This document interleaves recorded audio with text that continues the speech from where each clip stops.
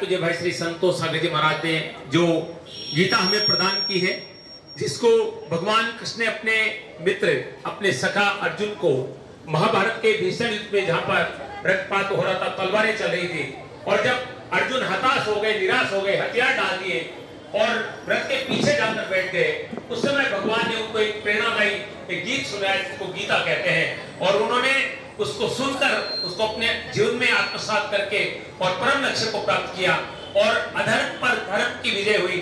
ठीक उसी तरह से इस गीता को पढ़कर हम भी अपने लक्ष्य को सहजता से प्राप्त करेंगे, अपने माता पिता गुरुजनों के प्रति श्रद्धा रखेंगे, राष्ट्र और समाज की सेवा करेंगे। इसे संकल्प के साथ बोलिए भारत माता की बहुत बहुत धन्यवाद। बड़े सौभाग्य की बात है कि आज मां शारदा के इस पावन पवित्र प्रांगण में राष्ट्र के युवा संत परम पूज्य भाई श्री संतोष सागर जी महाराज का पावन आगमन हुआ है। आप किसी परिचय के मोहताज नहीं हैं, इस क्षेत्र के लिए नए हो सकते हैं, लेकिन आध्यात्मिक जगत में एक बहुत बड़ा नाम है। आपने पूरे देश में सैकड़ों कथाएं करी हैं, लेकिन कथाओं से आपको संतुष्टि नहीं मिली, आत्मसंतोष नहीं मिला। जैसे वेदव्यास जी महाराज ने पुराणों की रचना की, लेकिन उनको शांति नहीं मिली, और वो जब नारद जी से उनकी मुलाकात हुई तो उनको एक प्रेरणा मिली कि मुझे कुछ ऐसा करना चाहिए जिससे मानव का कल्याण हो, और उन्होंने श्रीमद् भागवत कथा की रचना की। बोलिए भारत माता की। थोड़ा युवाओं वाली जय लगाए, बोलो भारत माता की। अभी भी नहीं हुआ, मामला जमा नहीं। बोलो भारत माता की। हाँ, अब ठीक है। आदरणीय प्रधानाध्यापक जी, सभी शिक्षकगण, मंच पर विराजमान प्रबुद्धजन, मेरे सामने विराजमान मेरी प्यारी प्यारी बहनें, बेटियां, आप सभी को मेरा प्रणाम। पहले तो मैं ये जानना चाहूँगा कि 9th क्लास की स्टूडेंट कहाँ पर है? 9th की, अच्छा ठीक है। 10th की,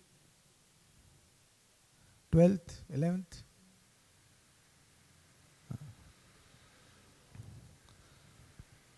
आज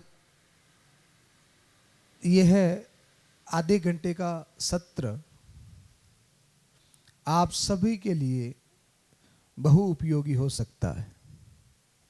मैं 5 मिनट से बैठ करके आप सबका फेस रीडिंग कर रहा हूं, और मैं आपके जीवन की ओर सफलता और असफलता को अभी भी कागज पर लिख करके दे सकता हूं। जितने फेस रीडिंग मैंने किए हैं, तो आपकी जीवन का सफलतम शिखर क्या होगा मैं लिख करके दे सकता हूं। यानी कि आपकी गंभीरता, आपकी मैच्योरिटी यह तय कर देती है कि आप अपने जीवन को लेकर के कितने जागरूक हैं। मेरे सामने एक लाइन लिखी हुई है, कर्म ही जीवन है। रोज पढ़ते हैं आप, स्कूल में आते हो तो क्या लिखा हुआ है? कर्म ही जीवन है। जैसे अभी सर निष्काम कर्म की बात कर रहे थे। अब जानते हैं निष्काम कर्म क्या होता है, या कर्म और निष्काम कर्म में क्या अंतर होता है? गीता में कई प्रकार का कर्म है, अकर्म है, विकर्म है, निष्काम कर्म है, केवल कर्म ही है। इस सारे शब्दों का मीनिंग, अर्थ जो है वो अलग अलग है। तो हम आज कर्म के अलावा भी एक चीज और होती है जिसको कहते हैं भाग्य। क्या कहते हैं? भाग्य के ऊपर कौन कौन विश्वास करता है?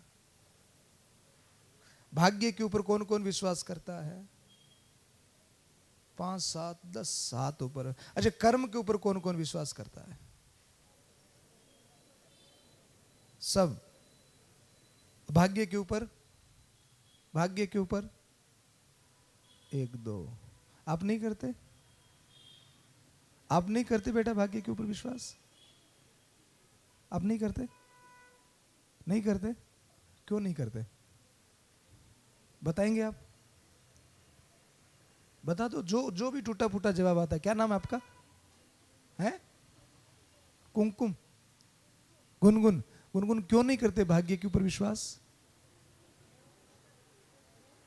हाँ बता दो, जो भी आता है जवाब। आप बताओ बेटा, जो जैसा जवाब आता है, जैसा आप बता दो, खड़े होकर बता दो। जैसा हम कर्म करते हैं वैसा मिलता है। क्या नाम बेटा आपका? तलबिया ने जवाब दिया, जैसा हम कर्म करते हैं वैसा मिलता है। बहुत सुंदर, तलबिया के लिए ताली बजाओ एक बार। बहुत सुंदर, बैठो। और कोई? मेरी बेटी, भाग्य के ऊपर विश्वास, आप बताओ, आप बताओ। हाँ हाँ हाँ हाँ, आप दोनों में से कोई भी बता दो। तो आपने हाथ भी नहीं खड़ा किया और आपको पता भी नहीं, ये दोनों चीजें कैसे हो सकती है? मतलब आप देखा देखी कर रहे हैं, या फिर आपको ऐसा लगता है कि मैं भाग्य के लिए ये हाथ ऊपर करूंगी कि मैं भाग्य पर विश्वास करती हूं तो मैं डफोड़ हो जाऊंगी। डफोड़ समझते हैं मारवाड़ी में? नहीं समझते? अरे मारवाड़ी आती कि नहीं आती आपको? डफोल समझते हैं? किसको कहते हैं? बेवकूफ को कहते हैं। तो हम बेवकूफों जैसी हरकतें क्यों करें जब हमको ये पता ही नहीं? मेरा क्वेश्चन सिर्फ इतना सा है कि क्या आप भाग्य के ऊपर विश्वास करते हैं? आपने कहा नहीं करते, 5-7 ने कहा करते हैं। अब मैं दूसरा क्वेश्चन ये कर रहा हूं कि क्यों नहीं करते हो? तलबिया ने जवाब दिया कि हम जो कर्म करते हैं उसका हमको फल मिलता है। Agree with you? कौन कौन है? सही जवाब है इसका? अच्छा, मेरा अब एक क्रॉस क्वेश्चन और रहेगा। मेरा प्रश्न यह है कि आज हम आपके सामने आए हैं, मैं आपसे मिल रहा हूं, इसके लिए आपने क्या कर्म किया? कुछ किया क्या आपने? शायद सुबह तक तो आपको पता भी नहीं होगा कि आज ऐसा कार्यक्रम है। तलबी, आपने क्या कर्म किया इसके लिए? कुछ नहीं किया ना, तो फिर ये फल कैसे मिल गया? भाई मैं आधे घंटे आपको अच्छी बातें बताऊंगा तो किसी को वो बातें बहुत अच्छी लगेगी तो वो कहेंगे आज तो अच्छा भाग्य था हमारा कि अच्छी बातें सुनने को मिली। शायद कई मेरी बातों से बोर भी हो जाएं, वो भी कहेंगे यार कैसा दुर्भाग्य था हमारा, आज आधा घंटा खराब हो गया। दोनों ही सूरत में क्या है? भाग्य है ना। आपको अच्छा लगेगा तो भी भाग्य है और नहीं लगेगा तो भी भाग्य है। आपको अच्छे माता पिता पेरेंट्स मिले, उसके लिए आपने क्या कर्म किया? तलबिया, तुम्हारे मम्मी पापा अच्छे हैं ना, उसके लिए आपने क्या कर्म किया? आप भारत देश में जन्मे हो, क्या आपको इस पर गर्व है? इसके लिए आपने क्या कर्म किया? एक चीज होती है भाग्य, कृपा। एक व्यक्ति, 2 मित्र किसी भी कंपटीशन के लिए साथ में तैयारी कर रहे हैं, एक 1 नंबर से निकल गया और एक 1 नंबर से रह गया, तो क्या जो 1 नंबर से रह गया उसने कर्म नहीं किया? उसने मेहनत नहीं की ना? तो चाहे आटे में नमक जितना हो, पर भाग्य जैसी चीज भी होती है। ऐसा नहीं कि नहीं होता, पर हां, अगर सनातन धर्म, हिंदू धर्म की हम बात करें तो कर्म की प्रधानता, हालांकि आप कुरान पढ़ो, बाइबल पढ़ो, गुरु ग्रंथ साहिब पढ़ो, आप गीता पढ़ो, सारे धार्मिक ग्रंथ जितने भी हैं सब कर्म की प्रधानता बताते हैं। जैसे गीता का एक श्लोगन है, कर्मण्येवाधिकारस्ते मा फलेषु कदाचन। वैसे रामायण में कह दिया गया कर्मणा जायते जंतु कर्मणे विलीयते। श्रीमद् भागवत रामायण कहती है कर्म प्रधान विश्व रची राखा, यानी कि हर एक शास्त्र में कर्म की प्रधानता बताई है। आज हम एक विशेष विषय पर बात करेंगे। धर्म और कर्म दोनों अलग अलग विषय हैं, पर चतुर्थ पुरुषार्थ जो हमारे यहां पर है, धर्म अर्थ काम और मोक्ष, हर एक रिलीजन्स, हर एक धर्म में ये लागू है। आज कई यहाँ पर बेटियां, तलबिया जैसे बैठी है, मुस्लिम बेटियां भी बहुत सारी बैठी होगी यहाँ पर। कौन कौन है? हाथ ऊपर करें। और कौन कौन सी बेटियां हैं? पंजाबी सिख परिवार से भी हैं, हाँ, हिंदू बेटियां भी हैं, खूब हैं, ठीक है, हाथ नीचे करो। अब कोई कहता है सिख धर्म, कोई कहता है मुस्लिम धर्म, कोई कहता है हिंदू धर्म। मेरा एक प्रश्न आपसे ये और रहेगा, अगर कोई बता सके तो, आपकी नजर में धर्म की डेफिनेशन क्या है? धर्म किसे कहते हैं? धर्म किसे कहते हैं? कोई बता सकता है? हाँ बताओ बेटा। अरे वाह, वॉल्यूम प्लीज। अरे वाह, क्या नाम बेटा आपका? बहुत सुंदर जवाब दिया, इंसानियत। सबसे पहला धर्म क्या है? बहुत सुंदर जवाब। कई बेटियां यूं यूं देख रही कि पता नहीं अब क्या होगा, क्या जवाब देंगे। हालांकि ये आप सबको पता है, पर हम घबरा जाते हैं, जवाब नहीं दे पाते। जीवा ने जवाब दिया, सबसे बड़ा धर्म क्या है? धर्म के 3 अंग हैं, आप सब ध्यान से सुनना और सबको सिखाना, क्योंकि हमारे यहां पर सबसे प्रधानता, सबसे बुद्धिमान, सबसे प्रतिष्ठित कोई है तो वो नारी है, स्त्री है, बेटी है।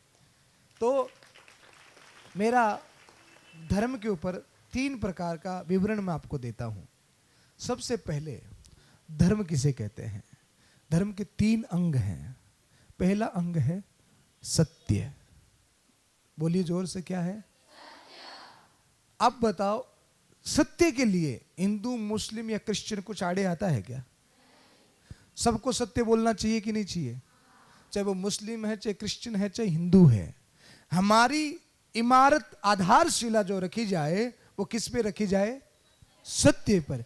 यानी कि हमारे जीवन में हम चाहे कोई जाति या संप्रदाय से आते, कोई फर्क नहीं पड़ता इससे, ये हम लोगों ने बनाई है। सबसे पहली चीज क्या है? सत्य है।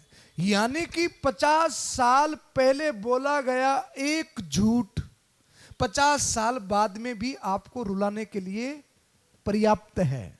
तो हमारा इमारत मजबूत हो, हमारी नींव मजबूत हो, वो नींव किस पे रखनी चाहिए हमको?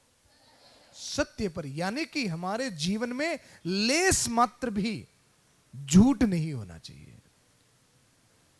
हमारे हिंदू सनातन धर्म में 2 पात्र हैं रामचरितमानस के, एक रावण और एक राम। आपको पता है, रावण राम से हर मामले में आगे था। बड़ा किंगडम किसका? रावण का। बड़ा सेना, 10 शीश, आयुध, अस्त्र शस्त्र, धन, बुद्धि, ताकत, हर चीज किसके पास में ज्यादा थी? रावण के पास में। रावण के कितने शीश थे? 10 शीश। आपने देखे हैं? कहां? एक बच्चा अभी मेरे को मिला, बोले सर अगर रावण के 10 शीश हैं, माथे हैं, तो सर वो टी शर्ट कैसे पहनता होगा? बात तो सही है ना, लॉजिक तो है ना, कि अगर उसके 10 शीश हैं तो वो टी शर्ट कैसे पहनता होगा? 10 शीश का मतलब है उसके 10 माथे नहीं थे जैसा टीवियों में दिखाया जाता है, वो 10 शीश नहीं थे। रावण का 10 शीश का मतलब है, कोई आदमी बहुत बुद्धि वाला होता है तो हम कहते हैं ना यार इसके पास कितनी खोपड़ी है, कहते हैं ना। रावण के 10 शीश का मतलब है उसके पास में 4 वेद और 6 शास्त्रों का ज्ञान था। यानी कोई इतना बुद्धिमान था रावण। किंगडम उसका बहुत बड़ा था, आयुध, अस्त्र शस्त्र, सेना उसकी बहुत बड़ी थी। राम उस समय वनवास में थे, एक धोती कुर्ता और एक धनुष बाण के अलावा उनके पास में कुछ भी नहीं था। पर विजय किसकी हुई? आज भी त्रेता युग को हजारों वर्ष बीत गए, पर मैं आपसे पूछना चाहता हूं, हिंदू धर्म, सनातन धर्म में रावण के पास में बुद्धि, ज्ञान, धन सब था, पर आज भी सनातन धर्म में कोई मां अपने बेटे का नाम रावण रखती है? बोलो ना, नहीं रखती। क्या रखती है? राम। रावण क्यों नहीं रखा जाता? उसके पास में तो बहुत सोने की नगरी थी, उसके पास में धन पैसा बहुत था, उसके पास में बुद्धि बहुत थी उसके पास में, फिर भी आज भी कोई मां अपने बेटे का नाम क्या नहीं रखती? क्या रखना पसंद करेगी? राम। क्यों? क्योंकि राम के जीवन में सत्य था, राम के जीवन में मर्यादा थी, राम के जीवन में ईमानदारी थी। इसलिए आज भी राम इस भारतवर्ष में पूजे जाते हैं। तो हमारे धर्म ग्रंथ हमको सिखाते हैं, चाहे वो बाइबल हो, कुरान हो या गीता हो, हमारे जीवन में क्या होना चाहिए? सत्य। दूसरी चीज, हमारे जीवन में प्रेम क्या होना चाहिए? इंसानियत का दूसरा धर्म है प्रेम। अब इसमें भी मुझे लगता है कि कोई जाति या संप्रदाय आड़े नहीं आता। इंसान हो तो प्रेम करना आइए, चाहते हो कि नहीं चाहते? सबसे प्रेम करना आवे कि नहीं आवे हमसे? हमें प्रेम की परिभाषा, हमारे यहां पर पंचम पुरुषार्थ है प्रेम। हमारे संत कहते हैं कि प्रेम ना होता जगत में तो जल जाता संसार। अगर ये संसार किसी चीज पर टिका हुआ है तो किस पे टिका हुआ है? प्रेम पे। इंसान इंसान से प्रेम करता है, आदर करता है, सम्मान करता है, एक दूसरे की परवाह करता है, रक्षा करता है, तब ये संसार टिका हुआ है। और तीसरी चीज है दया। क्या है? अब इसमें भी मुझे लगता है कोई धर्म आड़े नहीं आएगा। होना चाहिए कि नहीं होना चाहिए? सब में होनी चाहिए दया, चाहे मुस्लिम हो चाहे हिंदू हो, दया सब में हो कि ना हो? तो धर्म के 3 अंग क्या है?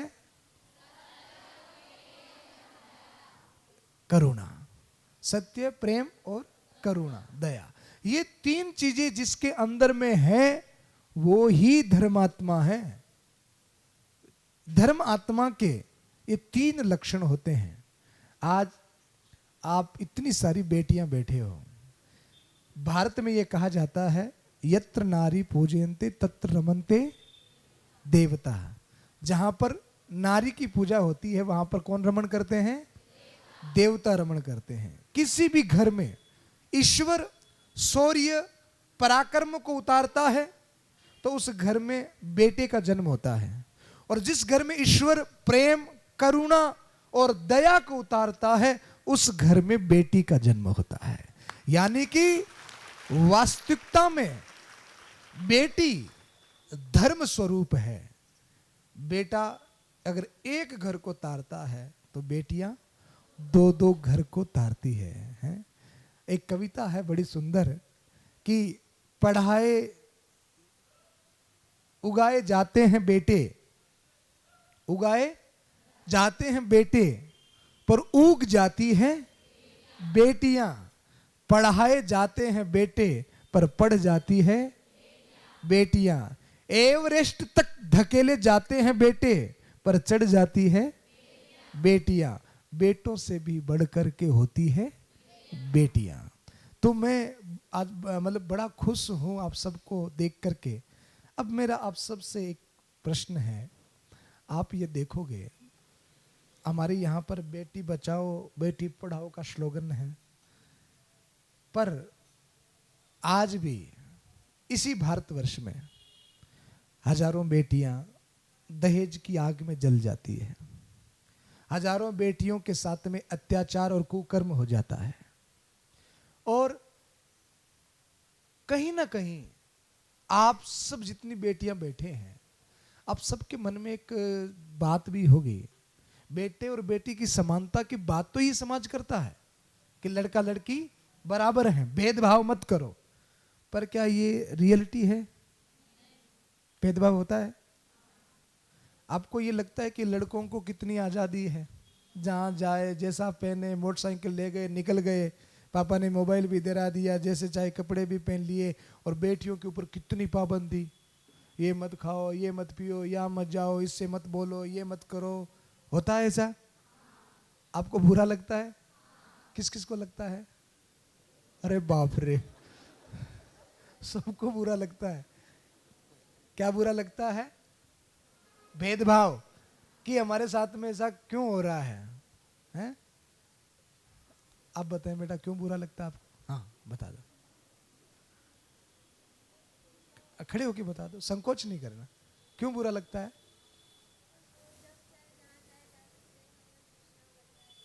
तो माता यहीं रख दो, सारा रख दो। वो जब चाहे जहां चाहे। अच्छा, आप नहीं जा सकते, परमिशन लेनी पड़ती है और पापा के साथ में जाना रहता है, इसलिए आपको बुरा लगता है। बेटे को भी लेनी चाहिए, उसको लेनी चाहिए, मतलब उसके सुख से तुम दुखी हो, वो सुखी नहीं रहना चाहिए, यही बात है ना। हाँ हाँ, बैठ जाओ बेटा, बहुत सुंदर जवाब। और कोई कोई बताएगा? आप बताओ बेटा, क्या नाम है आपका? कल्पना। 12th में हो आप? 11th में। अच्छा आप बताओ, आपको भी बुरा लगता है? हाँ, उनको जाने देती है और आप कल्पना को नहीं जाने देती है। कल्पना की कल्पना ही रह जाती है कि मैं जाऊंगी। बहुत सुंदर, बैठ जाओ। तो अब इसका एक आंसर मैं आपको देता हूं। बेटा और बेटी दोनों में इतना फर्क माँ बाप करते हैं कि बेटे को थोड़ी सी फ्रीडम होती है और बेटियों को फ्रीडम कम होती है। तो आपको ये लगता है कि हमको परमिशन लेनी पड़ती है, जाते हैं तो मम्मी पापा के साथ में जाना पड़ता है और पूछना पड़ता है, और जहां तक वो जाने भी नहीं देते। तो ये हमारे साथ में क्यों होता है? इसका एक छोटा सा आंसर मैं आपको देना चाहूंगा। आपने कभी किसी जौहरी के दुकान पर डायमंड देखा है? देखा है? बोलो, देखा है? डायमंड देखा है आपने? अरे वाह, मैंने तो नहीं देखा आज तक। तो मैंने तो सिर्फ सुना है कि वो डायमंड जो होता है बहुत महंगा होता है और उसको तिजोरी में ही रखा जाता, बड़ी सुरक्षा के अंदर में रखा जाता है और हर किसी को देखने या छूने नहीं दिया जाता। उसका सही ग्राहक खरीदार आता है तभी उसको दिखाया जाता, बाकी वो सुरक्षा में रहता है। आपने कभी सड़क पर लोहे का गाटर पड़ा हुआ देखा है? लोहे की एंगल गाटर, वो कहां पड़ा रहता है? सड़क पर। कोई उसकी तरफ देखता है क्या? कोई उसको छूता है? रात रात भर कहां पड़ा रहता है? सड़क पर। और डायमंड कहां पड़ा रहता है? तिजोरी में। अब डायमंड अगर ये कह दे कि यार मुझे भी सड़क पर सोना है, मुझे भी सड़क, देखो गाटर तो सड़क पर पड़ा है और मेरे साथ भी इतना भेदभाव, मुझे बंद कर दिया यार, तो डायमंड बेवकूफ है कि नहीं? वो अपनी कीमत ही नहीं समझ रहा। उसको यही पता नहीं कि यार तुझे कितनी सुरक्षा में और कितनी कीमत, कितनी शिद्दत से रखा जा रहा है। तो लड़के जो है ना, क्या है, उस गाटर की तरह है। किसकी तरह है? गटर नहीं, गाटर। गाटर क्या है? लड़के कैसे हैं? हाँ, बार कहे मत देना लड़कों से आप। लड़के किसकी तरह हैं? गाटर की तरह हैं। और बेटियां हमारी कैसी है? डायमंड की तरह है। तो डायमंड को कहां रखा जाता है? सुरक्षा में, तिजोरी में। तो आप कभी भी ये मत देखना कि हमारे साथ में इतना भेदभाव, आपके साथ में भेदभाव नहीं हो रहा है। इस समाज में आपकी इंपॉर्टेंस बहुत है, इसलिए आपको सुरक्षा में रखा जाता है, क्योंकि आप बहुत महंगी हो। आपसे ज्यादा महंगा आपके माँ बाप के पास में कुछ भी नहीं है। माता पिता बेटे को सिर्फ दिखावे में, वो नालायक उससे दिखावे में प्रेम करते हैं, और हृदय से माँ बाप किससे प्रेम करते हैं पता है? बेटी से। आप देखोगे जब बेटी ससुराल जाती है ना, कितना भी पक्के दिल वाला, पत्थर दिल वाला पिता क्यों न हो, उस समय पिता रोने लग जाता है। वो इतना पिता बेटियों से प्रेम कर। और मैंने तो कई बार ये देखा भी है, पिताजी जब ऑफिस से घर आते हैं ना, तो बेटे टीवी का रिमोट लिए टांगे पसारे में पड़े रहते हैं। पर बेटी को जब ये पता पड़ेगा कि पापा दुकान से आ गए हैं, वो तुरंत आएगी, पापा के लिए पानी लेकर के आएगी, पापा चाय बना दूं, पापा ये कर दूं, पापा सर दबा दूं। ये एक बेटी ही कर सकती है, बेटा नहीं कर सकता है। तो आप बहुत भाग्यशाली हो कि आपको भगवान ने बेटी बनाया है, और आपसे ज्यादा भाग्यशाली आपके माता पिता हैं जिनके घर में आपके जैसी बेटियां आई है। तो अपनी कीमत को समझना, अपनी ऊर्जा को समझना, अपनी ऊर्जा को कहीं अन्यत्र मत लगाना। हमारे धर्म में 100 वर्ष की आयु एक व्यक्ति की मानी जाती है। कितने वर्ष की? अब 100 वर्ष में डिवाइडेशन 4, 100 में 4 का भाग दे तो कितना हो जाएगा? बोलो ना।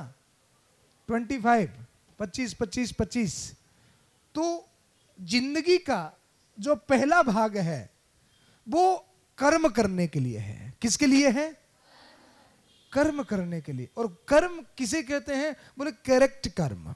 कर्म कई प्रकार के होते हैं, पर कर्म वही है जो अच्छा कर्म हो, सही कर्म हो, वही कर्म हमको करना। जैसे कई बार समानता तो दिखाई देती है कर्म में, पर वो कर्म करेक्ट नहीं होता। जैसे दो आदमी झगड़ा कर रहे हैं, मेरी बात को ध्यान से सुनिएगा,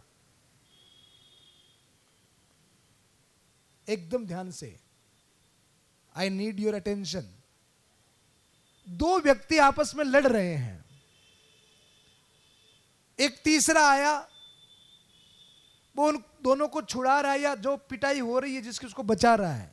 अगर आप दूर से खड़े देखोगे तो तीनों की गतिविधि एक जैसी दिखाई पड़ेगी। एक तो बच रहा है, एक मार रहा है, और एक बचा रहा है। तो दूर से देखोगे तो तीनों एक जैसा ही कर्म कर रहे हैं, तीनों ही हाथ पांव चला रहे हैं। दिखेगा कि नहीं दिखेगा? तीनों ही हाथ पांव चला रहे हैं, एक जैसा कर्म कर रहे हैं, पर उनके पीछे की अटेंशन उनकी क्या है, उनके पीछे का उनका मोटिव क्या है? एक मार रहा है, एक अपने आप की रक्षा कर रहा है, और एक बचाने का काम प्रयास कर रहा है, काम कर रहा है। तरीका तीनों का एक जैसा दिखेगा, एक ही जैसा काम एक ही समय एक ही स्थान पर कर रहे हैं, पर तीनों की फलश्रुति जो है वो अलग अलग होगी। जैसे एक डॉक्टर और एक डाकू, दोनों में कितनी समानताएं हैं। आप देखोगे डॉक्टर जब ऑपरेशन करने के लिए आता है तो हाथ में चाकू छुरी लेकर के आता है, और डाकू भी आता है तो क्या लेकर के आता है? डॉक्टर क्या करता है? पेट चीरता है। डाकू भी क्या करेगा? पेट चीरेगा। और मजे की बात तो यह है कि दोनों ही मुंह ढक करके आते हैं, है कि नहीं? डाकू भी मुंह ढक करके आता है और डॉक्टर भी मुंह ढक करके आता है, पर दोनों के काम में कितना अंतर है। एक जान लेने का काम कर रहा है और एक जान बचाने का काम कर रहा है। तो हमारे जीवन में जो हमारी ऊर्जा खर्च हो रही है, जो भी आपने गोल निर्धारित किया है, उसके पीछे का मोटिव जो है वो सुंदर होना चाहिए। निश्चित आप सब ने ये सोचा होगा कि हमें कुछ ना कुछ बनना है।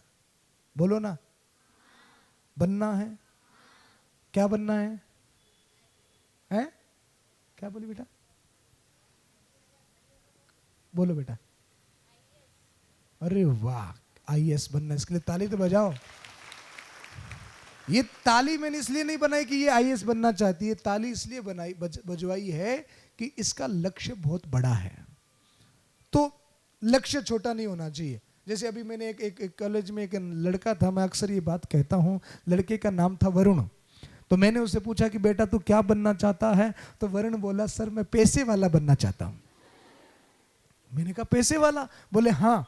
मैंने कहा कितना पैसे वाला? बोले 20 गाड़ी हो, 20 मोबाइल और 20 घर हो। क्या हो? 20 गाड़ी, 20 मोबाइल और 20 घर हो, इतना पैसे वाला। तो कुछ लड़कियां भी बैठी थी। मैंने पूछा बेटा आप क्या बनना चाहते हो? बोले सर वरुण की पत्नी।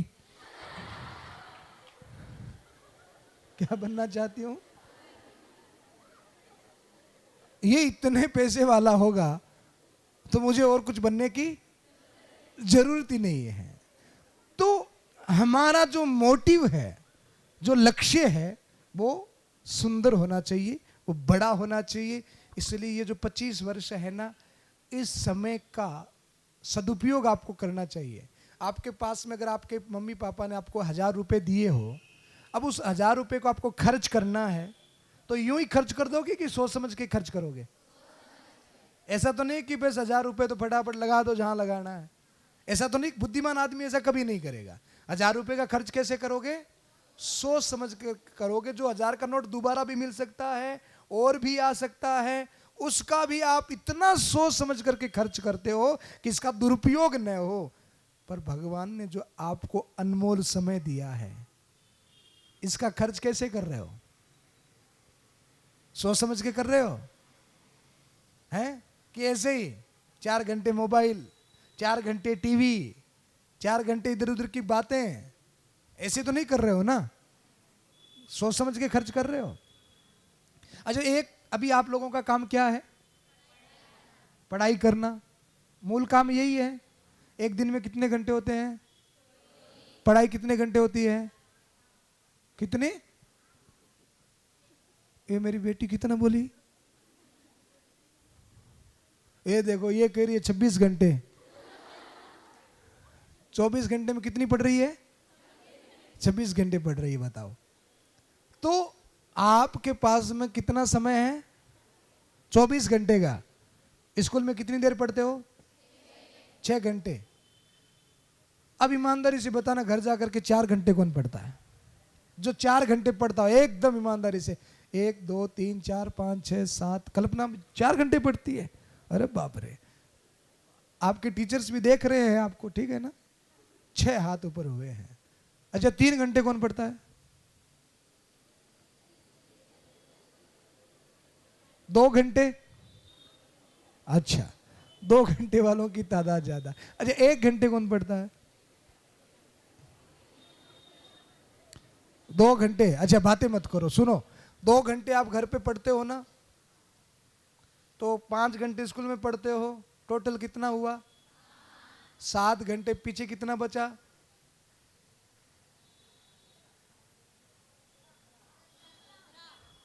इतना टाइम लगता है क्या? पीछे कितना बचा?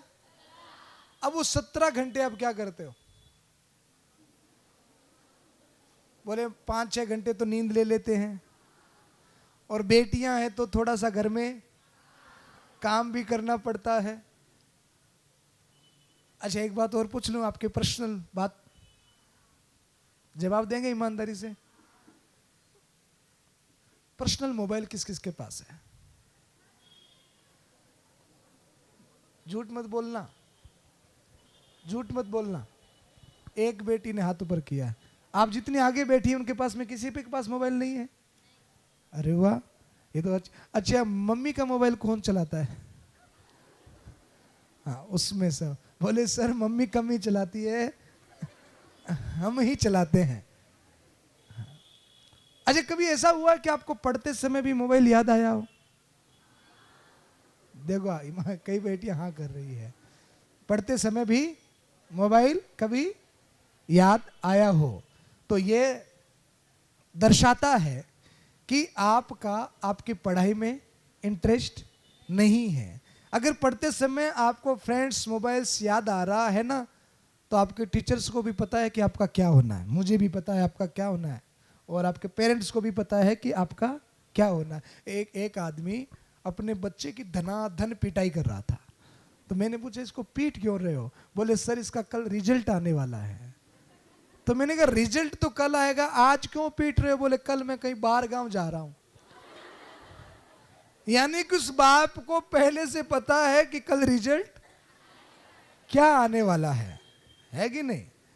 तो अगर आप अपने समय का सदुपयोग नहीं करते हो, अगर अभी 4 घंटे की मेहनत घर पर नहीं करते हो, सारी बेटियां सुने भाई, और मेरी बात को अक्सर से लिख लें, आपने जो भी गोल बनाया, जो भी स्वप्न देखा है, अगर आप घर पर, स्कूल में जो पढ़ाई होती है ठीक है, उसके अलावा अगर आप घर पर 4 घंटे की मेहनत नहीं करते हो, तो आगे जाकर के आपको 16 घंटा काम करना पड़ेगा।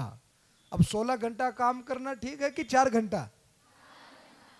तो अगर आप अभी पढ़ाई से जी कतराते हो और अपना समय, अपनी ऊर्जा, शादी का, भांजी कहती मौसी क्या कर रही है, मुझे पढ़ना है, फिर घर में कोई शादी हो, सुन अगला 13 ही नंबर है, भांजी बड़ी परेशान, फिर कोई शादी हो, अगला 13 ही नंबर है, भांजी बड़ी परेशान, मौसी ने तो पीछा ही कर लिया, कोई शादी हो, अगला 13 नंबर है। एक दिन उसी घर में कोई मर गया,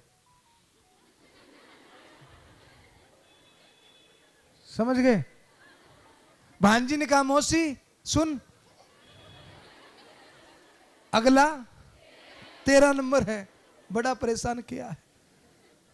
तो हमारे पास में समय जो है ना, वो 25 वर्ष तक का है। बेटियों के पास में कहूं तो और कम है। अपनी ऊर्जा को, अगर आपको ताकतवर बनना है, अगर आपको पावरफुल बनना है, आपको लीडरशिप करनी है, तो आपको मेहनत करनी होगी। फालतू की सारी चीजों से अपने दिमाग को हटा करके, क्योंकि ऊर्जा खर्च होती है, अन्य मोबाइल, फ्रेंड्स, अन्य बातों में अपनी ऊर्जा को हटा करके उस ऊर्जा को एक जगह संग्रहित करके, एक फोकस, एक टारगेट, एक लक्ष्य, एक गोल बना करके अपनी पूरी एनर्जी को उसके साथ में लगाना है। और उसके लिए आपको एक चीज की आवश्यकता पड़ेगी। अगर आप वास्तविकता में सफल होना चाहते हो तो आपको एक चीज की आवश्यकता पड़ेगी। अभी एक महिला जो एक देहात से, गांव से निकल करके आई और अभी वो वर्तमान में हमारे भारत की राष्ट्रपति है। नाम क्या है? कहां से आई?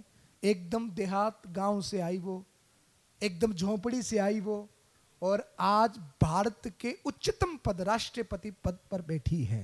तो एक बार हमारे राष्ट्रपति के लिए ताली बजाओ, उनकी मेहनत के लिए ताली बजाओ, उनके कर्म के लिए ताली बजाओ। एक बार किसी सज्जन ने पूर्व राष्ट्रपति अब्दुल कलाम साहब से पूछा, आज आपके पास में अच्छी ड्रेस हैं, अच्छे टीचर्स हैं, अच्छी किताबें हैं, पढ़ने का समय भी मिल रहा है। अब्दुल कलाम साहब से किसी ने पूछा कि सर आप झोंपड़ी में जन्मे और ऐसे घर में जन्मे जहां पर बारिश भी आती तो पानी टपकता रहता, आपके पास में खाने का साधन नहीं था, एक समय खाते तो 2 समय भूखे रहते, इतने गरीब, पढ़ने के लिए किताबें नहीं थी, कुछ भी नहीं था, और वो भारत के सर्वोच्च पद, राष्ट्रपति पद पर पहुंचे और उनको मिसाइल मैन कहा गया। उनसे किसी ने पूछा कि आपको ये ताकत, ये पावर्स कहां से मिली? आप आज ही गूगल करके देख लेना। उन्होंने कहा मेरे जीवन में ये जो पावर्स आई है वो भगवत गीता से आई है। किससे आई है?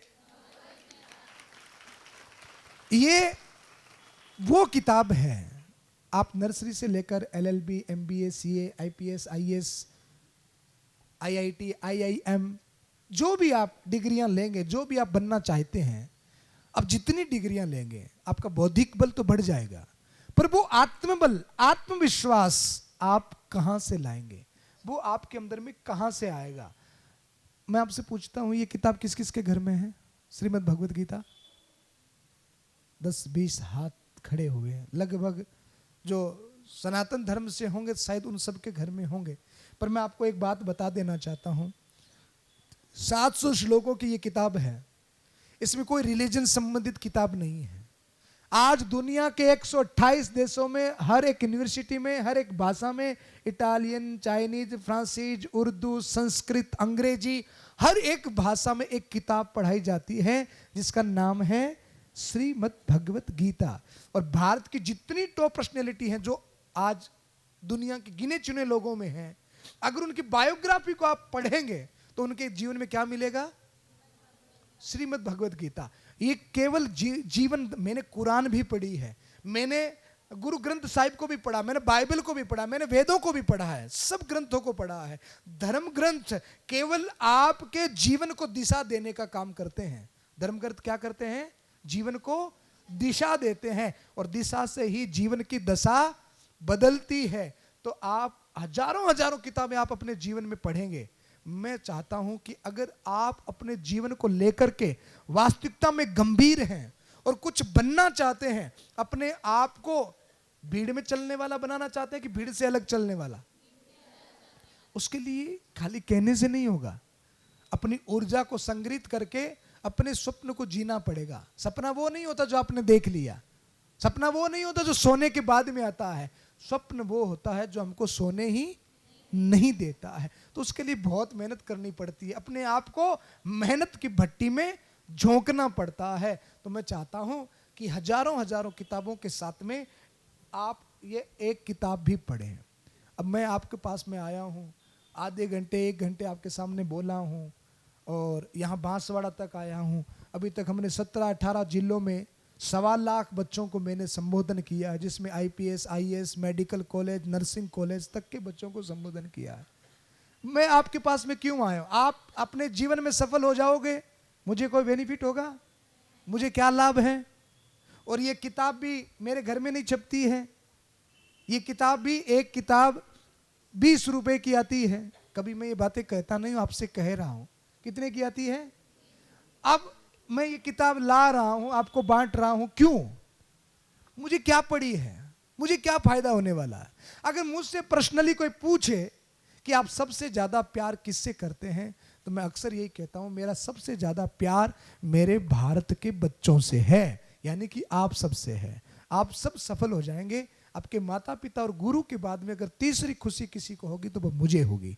तो मैं आप सबको उच्च पद पर देखना चाहता हूं, श्रेष्ठ पद पर देखना चाहता हूं। इसलिए आप उन हजारों किताबों में इस एक किताब को और सम्मिलित करें। इसका नाम क्या है? ये केवल मैनेजमेंट बुक है, कोई धार्मिक बुक नहीं है। मैनेजमेंट, आपको कैसे खाना पीना चलना बोलना रहना, टोटली आप एक अच्छे समृद्ध इंसान कैसे बन सकते हैं, आपके अंदर में जीवन जीने की कला आर्ट कैसे आ सकता है, ये कौन सिखाता है? भगवत गीता। बौद्धिक ज्ञान तो आपको स्कूल की किताबों से मिलता है, पर आत्मज्ञान आपको कौन देगा? भगवत गीता। बुद्धि बल, धन बल, बाहुबल तो आपके पास में आ जाएगा, पर एक मनोबल जो सबसे पावरफुल चीज होती है वो कहां से आएगा? उसका स्रोत क्या है? भगवत गीता। इसको आप पढ़ेंगे। मैं आपसे पूछना चाहता हूं, जो एग्री हो वही हाथ ऊपर करे, वरना कोई बात नहीं। आपको अगर सफल होना है तो आपके लिए ये बहुत बड़ी उपलब्धि है। आज अगर ये किताब मैं आपको गिफ्ट दे करके जाऊं तो कौन कौन लेगा?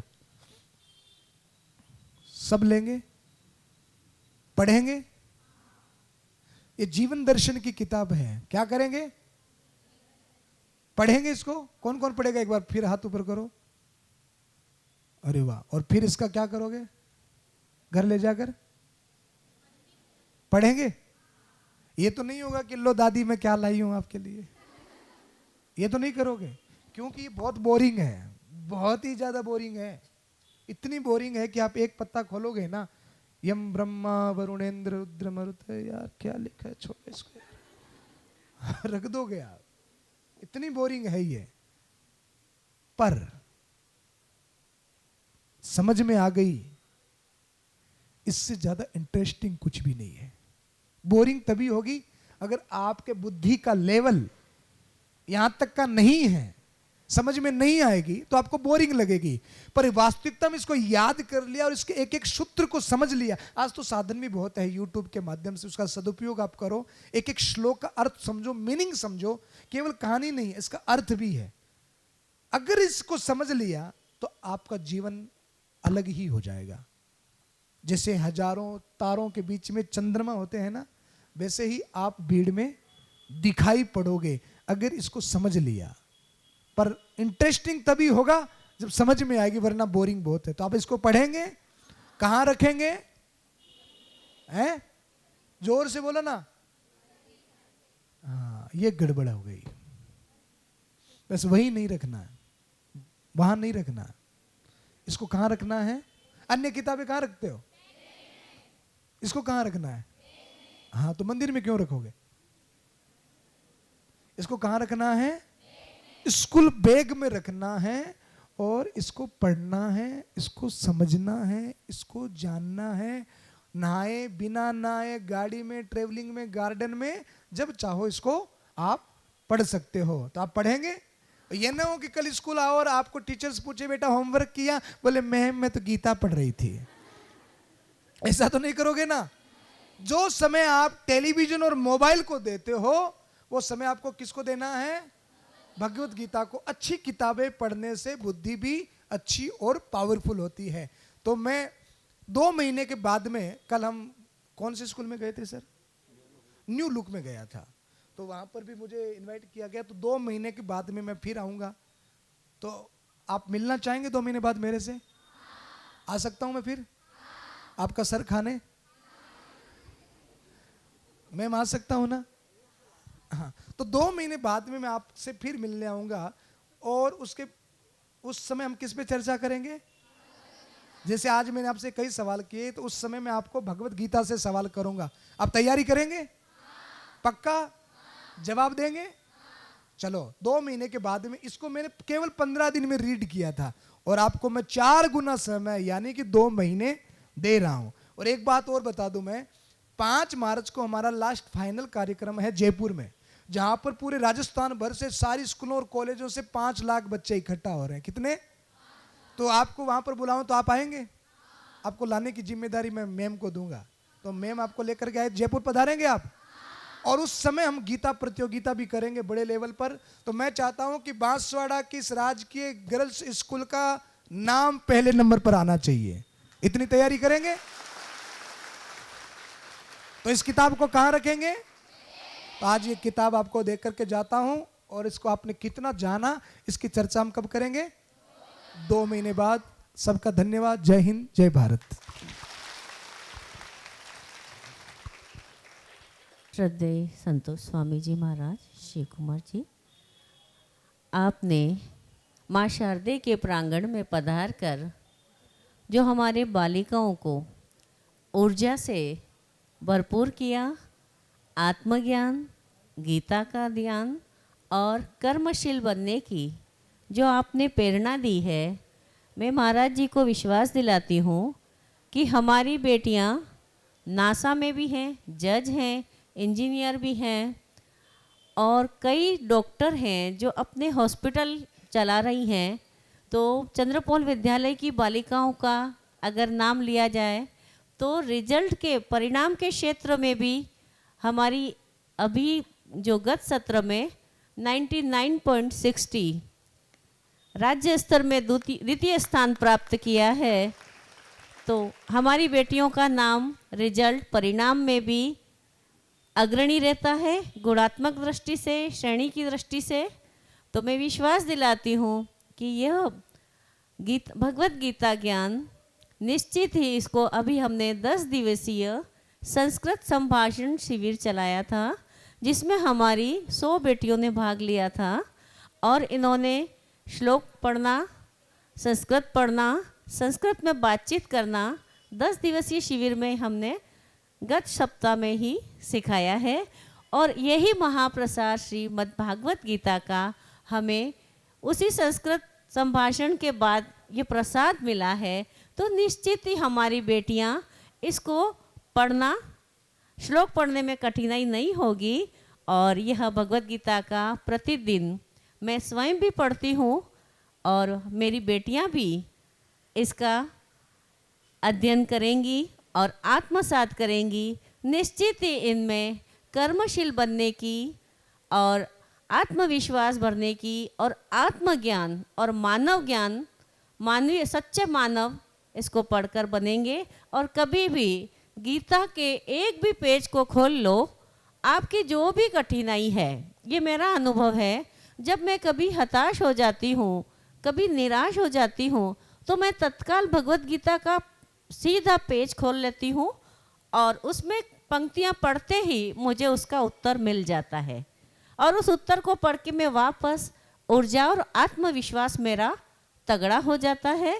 तो मैं बेटियों को भी यही कहना चाहती हूँ कि आप जब भी निराश, हताश, आपका आत्मविश्वास, मनोबल जब टूटने लगे, तो आप कभी भी गीता का कोई भी पेज खोल लो, उसको ध्यान से पढ़ लो, आपके हर प्रश्न का उत्तर इस गीता में मिल जाएगा। और जितने भी महापुरुष हुए हैं उन सभी ने, जैसे हमारे मिसाइल मैन कलाम जी प्रतिदिन गीता पढ़ते थे, तो गीता पढ़ने वाले व्यक्ति का आत्मविश्वास, मनोबल और आत्मज्ञान एक सच्चा मानवीयता से भरपूर व्यक्ति बन जाता है और वो निरंतर आगे बढ़ता जाता है। तो महाराज जी का बहुत बहुत साधुवाद जो आपने माँ शारदे के प्रांगण में पधार कर हमारी बेटियों को ज्ञान से और ऊर्जा से परिपूर्ण कर दिया। बहुत भारत माता की, भारत माता की, वंदे वंदे वंदे। संकल्प करें कि आज पूज्य भाई श्री संतोष सागर जी महाराज ने जो गीता हमें प्रदान की है, जिसको भगवान कृष्ण ने अपने मित्र, अपने सखा अर्जुन को महाभारत के भीषण युद्ध में, जहां पर रक्तपात हो रहा था, तलवारें चल रही थी, और जब अर्जुन हताश हो गए, निराश हो गए, हथियार डाल दिए और रथ के पीछे जाकर बैठ गए, उस समय भगवान ने उनको एक प्रेरणादायी एक गीत सुनाया जिसको गीता कहते हैं। और उन्होंने उसको सुनकर उसको अपने जीवन में आत्मसात करके और परम लक्ष्य को प्राप्त किया और अधर्म पर धर्म की विजय हुई। ठीक उसी तरह से इस गीता को पढ़कर हम भी अपने लक्ष्य को सहजता से प्राप्त करेंगे, अपने माता पिता गुरुजनों के प्रति सदा रखेंगे, राष्ट्र और समाज की सेवा करेंगे। इसे संकल्प के साथ बोलिए भारत माता की। बहुत बहुत धन्यवाद।